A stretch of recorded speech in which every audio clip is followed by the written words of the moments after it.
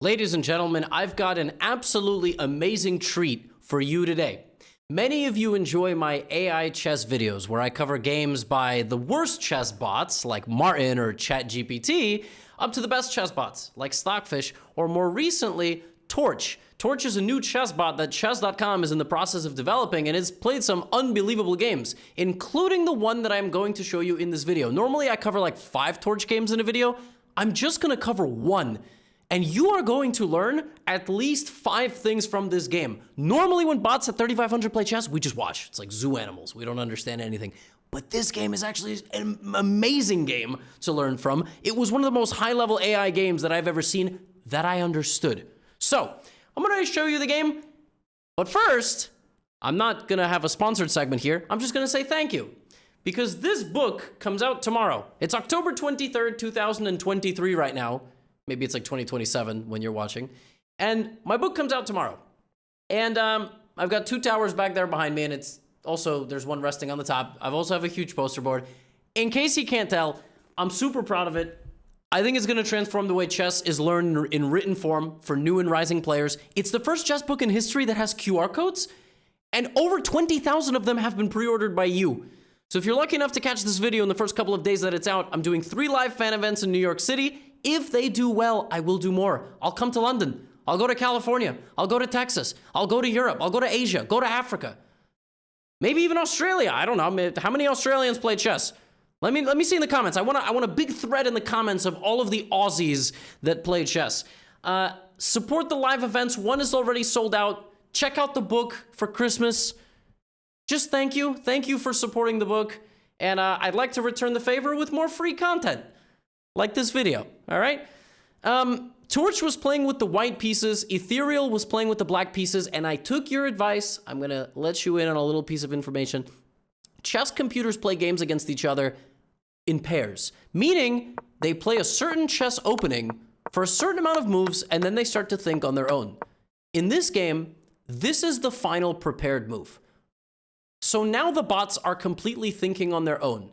Now, this opening was a Queen's Gambit and a Catalan. This is a Catalan system where white is trying to play bishop to g2 before playing knight f3. Completely fine, completely reasonable stuff. Black has many lines here. One of them is giving this check. Just trying to disrupt white's development. And white went bishop d2. Now here, traditionally, black will play bishop takes or go back to e7 and argue the bishop is misplaced. This is what top-level chess happens now. What happens at top-level chess now? c5, okay? Now, some of you may wonder why this is not played. Actually, this makes developing the knight very annoying. And if you play a3, black is just gonna like play knight c6 and get the knight there in the future. So bishop g2 is played, white doesn't take. Now black does this, trying to play queen takes knight c6, white goes knight f3 to take back with the knight, does exactly that, and now black plays a6, which is trying to prevent white from playing knight b5, okay? Both sides castle, and Torch plays knight c3. So right away, we're gonna learn something here, right? White has a lead in development. White has a lead in development, white has more knights out, white has a very powerful bishop, and white has what is called a queen side majority. So you have more pawns on a side of the board. Now, you could argue this pawn fights for the queen side, like it's fighting for, so technically black has more central pawns, but white has the potential to advance on the queen side and put the rooks behind the pawns. And in general, you should play in chess where you are stronger and where your pieces point. And right now, white is pointing that way. You don't want to go here. That is like not, like you're not attacking the king. You're also not really attacking the center. So white plays this nice move, rook d1. This is such an engine move. Completely losing the pawn on c4. Just totally, utterly, just queen takes c4, free pawn. The reason it's not is the queen is going to get stuck. It's going to get very tough to get the queen out. All right? Now the queen's going to go to b4. It's going to get hit with a pawn. All right? Then it's going to get hit with a knight. Like, you're just going to have a roaring attack. So the computer plays rook d8. Ethereal goes here, safeguarding its d6 pawn. Now white plays rook c1. You'll notice it brings both rooks. Another instructive moment. Have you ever wondered in chess which rook to move to which file, right? Do you move this one here or do you move that one there and then wait? Like, should this go? You want to put your rooks where you think the board will open up in the future. I know that's kind of difficult to predict. But this pawn will likely take, and there's a rook and a queen. And this rook will support whatever's pressuring there. The rooks behind the pawns might not. Knight bd7. Now, Torch plays a gangster move. It's a gangster move coming up by Torch. I mean, that's scumbag territory right there. No human, I mean, in a long game, maybe a human plays c5. That move is so ridiculous. I think it's much more human to play like b4 and then put the knight there and try to play c5. I told you, play where you're stronger, but c5 is so disrespectful. I mean, you just lose the pawn. It's 3 things could take that pawn. You're not going to take it with the queen, because then knight d5, and again, your queen's going to have to skedaddle, and knight c7. It's a really unpleasant position. So you're not going to do that, but it's just a free pawn. You cannot take it with the knight, though, because if you take it with the knight, boom. Now you got to go back, and then I got the same discovered attack. So Ethereal has to go here. Torch gives away a pawn for seemingly nothing. Not only has it given away a pawn for nothing, it's given away a pawn that now attacks a knight, and the rook is now no longer hitting the queen. So this must be like the dumbest move of all time, but it's not, because it's Torch, all right? If your cousin played that move, you'd be like, you idiot, you literally pushed the pawn to a square, it could be taken 3 times. And then your cousin could go use Torch and be like, well, actually, it turns out I'm a genius. I have a question. If you play the top engine move, but you did not know was the top engine move and you just blundered a pawn, did you make the top? Like, are you a genius or are you an idiot? I don't know. Knight a4. Torch utilizes the pin. Torch does not care that that pawn was taken. You cannot take my knight because of this. And I'm going to go b4. So if you play b6 in this position, I'm not going to go b4. I'm going to take your rook because of my bishop, because of the opening that I played. And if you play something like queen d6, unpinning yourself, I'm just going to trade. And look at this. How do you evaluate in chess who has a better position? Material, king safety. But here's something you don't know about chess. Piece activity. Piece activity is the last thing when it pertains to who has a better position. And right now, look at all of this pressure. It's white. And I didn't even do that, right? So queen b8. Torch just goes back. And Torch is relying on open d file, open c file, powerful bishop. Black has no space.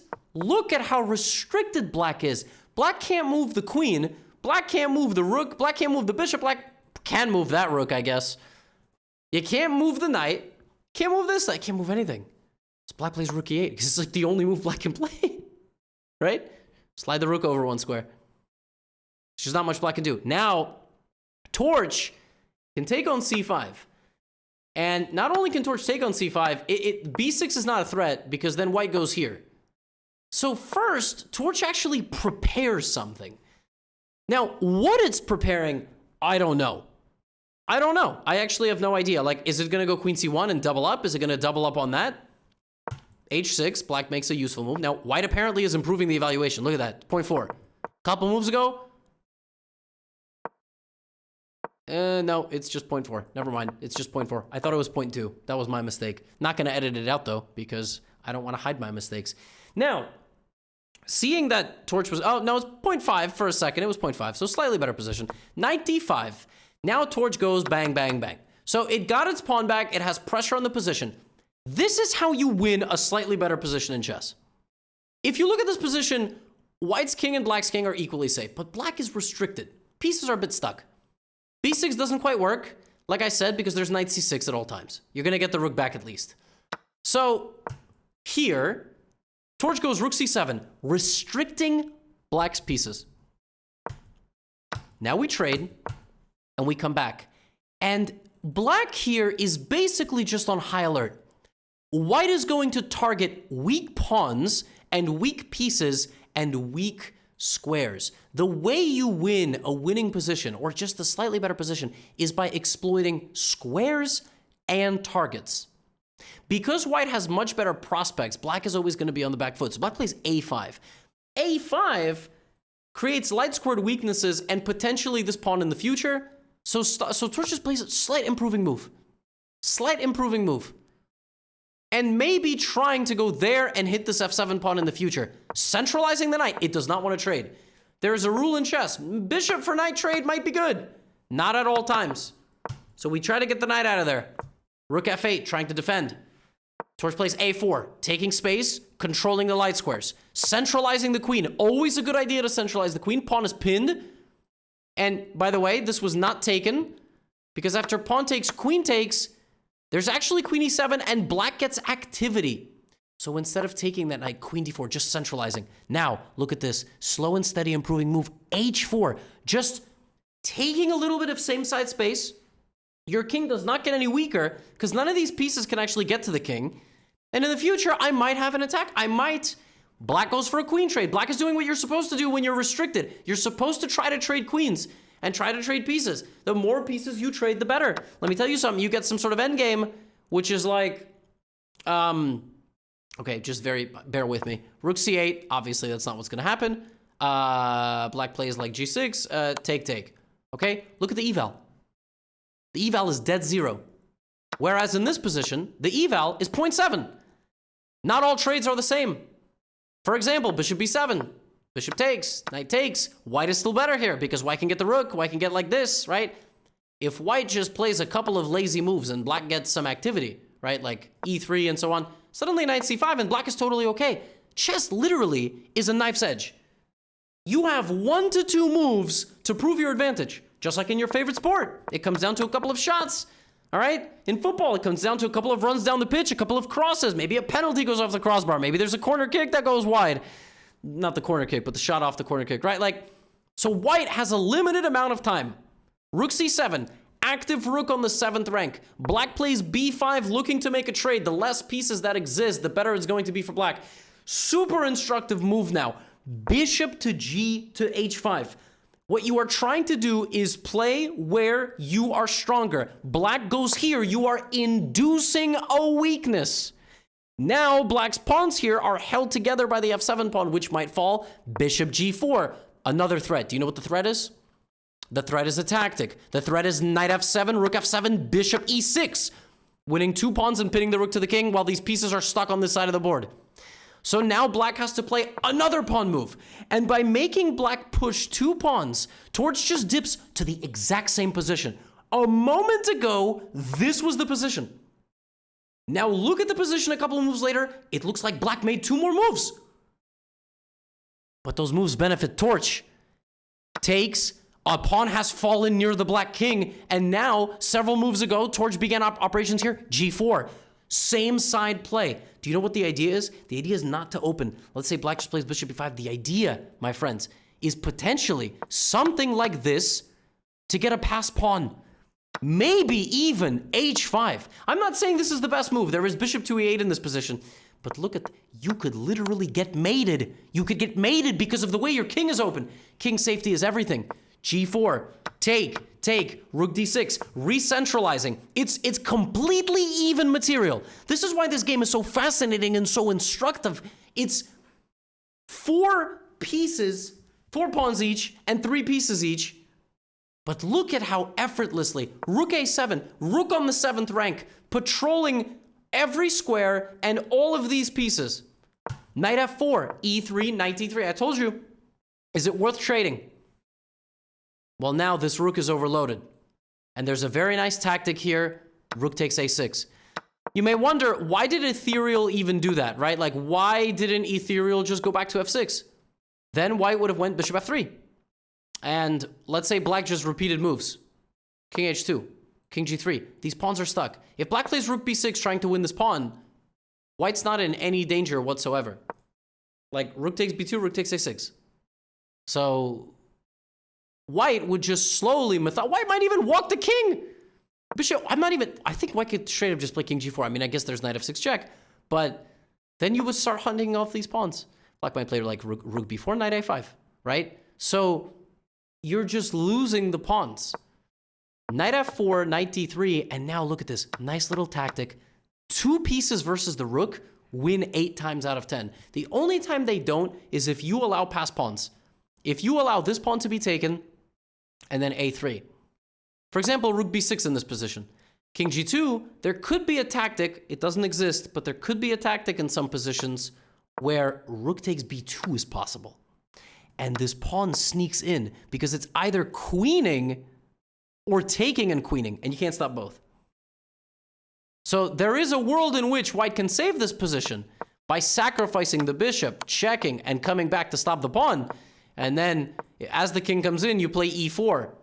e4, king b2, e5, king takes, e6, king b2, e7, and you queen when they queen. But my point is, if you don't blunder that, watch the way Torch does this. Torch walks its king to the center. Then it brings its bishop back to win the pawn. All Torch needs is a pawn trade. One pawn trade. Just one. It needs one pawn to go up the board. It just needs one pawn. Its pawn now is going to march in coordination with the king and the knight and the bishop. And the only thing that needs to be prevented is the loss of this pawn. If that pawn falls, black is going to win. For example, rook b4, like something like this. I mean, this is a very bad situation for white. It's only losable because the pawn will get to a3, at which point, I mean, it's a nightmare to defend it. So knight takes f4, king f5, check, h5. We do that to create a blockade. Everything is guarding everything else. The knight comes back to d3, bishop d1, defending the pawn and kicking out the king, and there goes white's e-pawn. White's e-pawn is now 4 squares away from queening, and everything that black is going to do has to do with this pawn. This knight is defending that pawn, which is stopping both of these pawns from coming forward. Rook c7, the pawn is now 3 squares away from queening, but black still has a good grasp. So how is white going to win this? Bishop d5. Bishop c6, trying to sneak around back, and now, rather than repeating the position like, let's say, rook c4, white would have gone here, kicking out the king, king would come forward, and then e6 would be next. Let's say rook h4, e6, king f6, knight f4, knight g6, or knight d5, and then e7, and these pawns just never made it. By the time you go here, it's too late. I'm queening. Bishop c6, black tries to sacrifice the pawn and stop like this, king e3, bishop b5, bishop a6, you're trying to sneak around back. Knight f4, controlling and shielding the king, allowing the king to come forward, king e4, bishop c4, the pawn's gonna go to e6, there it is, 2 squares. Look how effortless this is. It's so amazing how well coordinated white's pieces were. King f3, now you just gotta give a check, there it is. Pawn's gonna come, you don't even have to push it yet. You don't have to push it yet. Bishop d5, it's gonna happen. Maybe you're not even gonna push it at all. Bishop b5. Now you may wonder why e7 is not happening. It's I don't know. The computer evaluates this move as better. Maybe e7 will never happen. Maybe Torch forgot it has a pawn. There it is. Torch did this the perfect way. It blocked black's king from even touching the pawn, and the rook is not on the back rank. So the rook cannot get to the back rank at all. The rook is trapped. Everywhere it would go, it would get taken. Now white is going to queen. Rook takes. It gets closer, but unfortunately, it is too little too late. I wish it would have promoted to something else here. But an absolutely flawless technique by Torch to win this game. And what made this so impressive is normally these bots are playing like ridiculous refuted openings against each other and, you know, trying to survive. This was just a Catalan position. If any of you want a new opening, play d4, c4, and play g3, bishop g2, knight f3, and castle. Like, the Catalan and the pressure you put on people is so annoying. Doesn't matter which defense black employs, you just put your rooks on d1 and c1, and you advance. The fact that you can even sack a pawn to 3 pieces is just so absurd. It's so utterly ridiculous. Knight to a4 with pressure, and you don't even win the pawn back. You just completely restrict black's play, slowly, methodically, then you win the pawn back. Then you trade, but enough pieces stay on the board that things create threats. Look at the way white galloped into the 7th rank, even with the queen trade. The second the knight took its eye off, black wanted to trade queens because black knew they were under pressure, but the second the knight took rook c7, you know that's the best square to put a rook. And then you go out that way, and then you induce a couple of pawn moves to get kicked out, but now you know they're going to be weaknesses. And just the second your opponent let you simplify like this, how effortlessly you coordinated. Use that pawn to get a pass pawn on the e-file in no man's land, not closer to that. One final instructive thing about this, f4 pawn takes, knight takes is better than pawn takes because the pawn is closer together.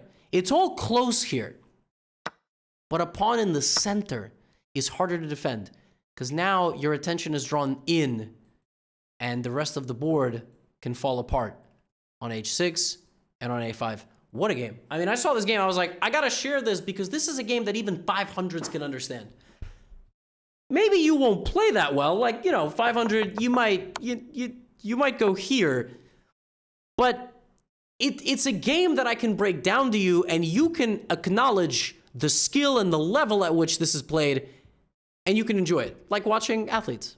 And be like, that was amazing. I would never do that because if I did, I would break 3 bones, but I get what they're doing and it's spectacular. So, great game. And every time Torch does something or Stockfish does something, I'm going to keep you posted. I hope you enjoyed. And once again, if you want to have a chance to meet me in person, get a signed copy of the book, live Guess the ELO sold out. That was on October 24th. We have November 4th coming up. I'm doing an event with Dylan LeMay. Many of you may know him as the guy that throws ice cream here on YouTube and on YouTube Shorts. He has an ice cream shop in Manhattan called Catch an Ice Cream. And November 14th in New Jersey at Barnes & Noble, I will be doing a little event, fan meet and greet, book signing, and things like that. And if these do well, I might come to your city. But I wanted to start around New York City first because that's where I live. So, my friends, thank you so much to those of you that pre-ordered this. And tweet at me. Send me a photo of you with the book when it arrives.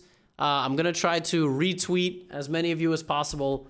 Those of you showing your support, I appreciate it very much. The holidays are coming up. Get it as a present. Ask somebody to give it to you as a present. I think this book will be the book that people talk about in the future when it comes to learning chess as a noob, as an early intermediate. And you're going to have questions about like what ELO the book is for. It's all online. You can just go to the book page and it says what ELO it's for. 0 to roughly 1300. It's 2 parts and there might be another one in the future. So on that note, get out of here.